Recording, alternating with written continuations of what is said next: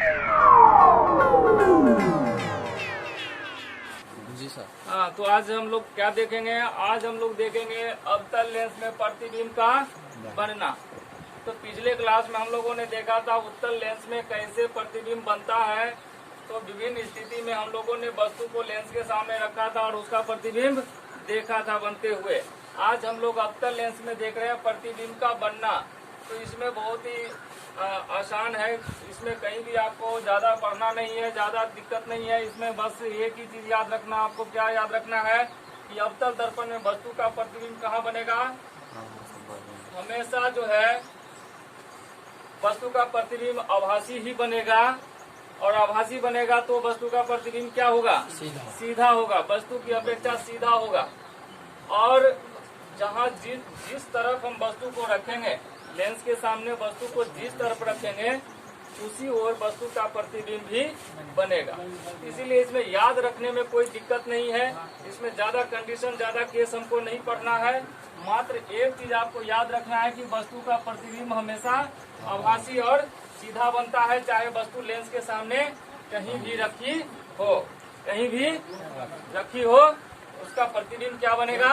आभासी और सीधा बनेगा, आभासी और सीधा बनेगा। हमने यहाँ पर एक केस लिया है, पहला केस लिया है कि जब वस्तु कहाँ रखी हो? अनंत पर रखी हो। जब वस्तु कहाँ रखी हो? अनंत पर रखी हो। जब वस्तु कहाँ रखी हो? अनंत पर। तो ऐसे स्थिति में वस्तु का प्रतिबिंब जो है मुख्य फोकस पर बन रहा है।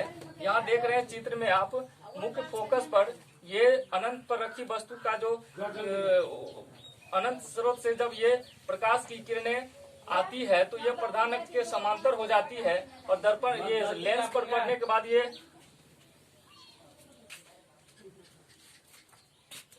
तो हम लोग इसमें क्या देख रहे थे कि ये जो लेंस है, लेंस के सामने जो वस्तु अनंत पर रखी है, अनंत से जो प्रकाश की किरणें प्रधान अक्ष के समांतर आ रही है, ये लेंस में अपवर्तन के बाद निकल जाती है।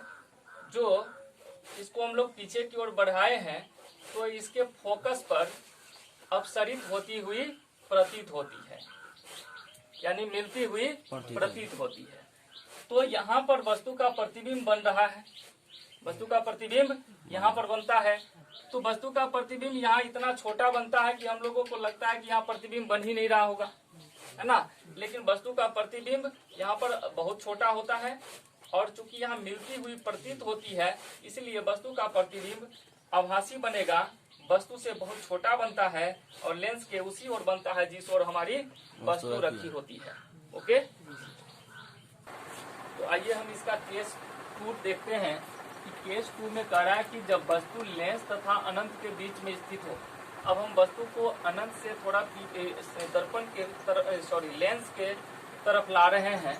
तो लेंस के तरफ लाने से क्या होगा? वस्तु को हम 2f2 के बाद रखे हैं, वक्रता केंद्र के बाद रखे हैं और अनंत से पहले रखे हैं। इस स्थिति में हम वस्तु का जब प्रतिबिंब देखते हैं, ये हम प्रधान अक्ष के समांतर एक किरण जब इस तरह से ड्रॉ किया तो ये अपवर्तन के बाद इस तरह से ये निकल गया आगे की ओर, इस तरह से निकल गया।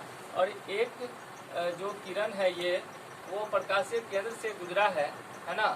तो इस तरह से दोनों किरण खींचने के बाद जब हम इस किरण को पीछे की ओर बढ़ाए हैं तो यहाँ पर ये एक दूसरे से मिलती हुई प्रतीत हो रही है। ऐसे स्थिति में हमारे वस्तु का जो प्रतिबिंब है, यहाँ पर अगर ये वस्तु ए बी है, इसका प्रतिबिंब हमको ए डैश बी डैश यहाँ प्राप्त होता है, जो कहाँ है?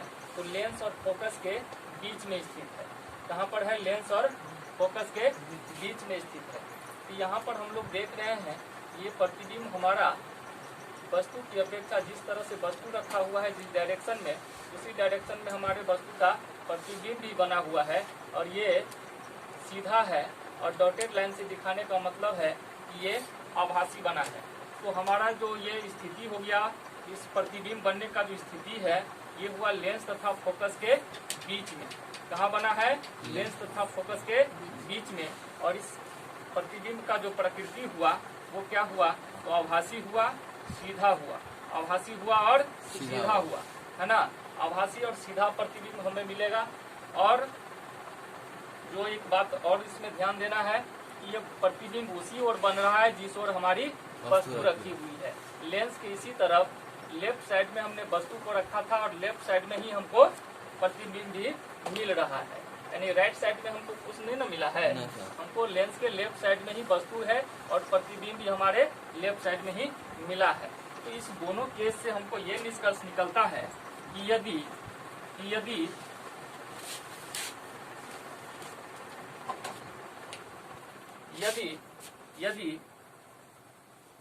लेंस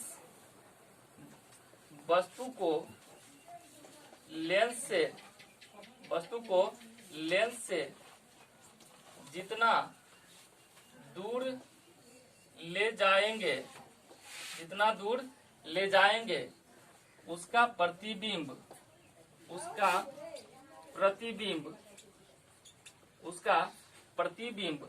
फोकस की ओर खिसकता जाएगा। प्रतिबिंब फोकस की ओर खिसकता जाएगा।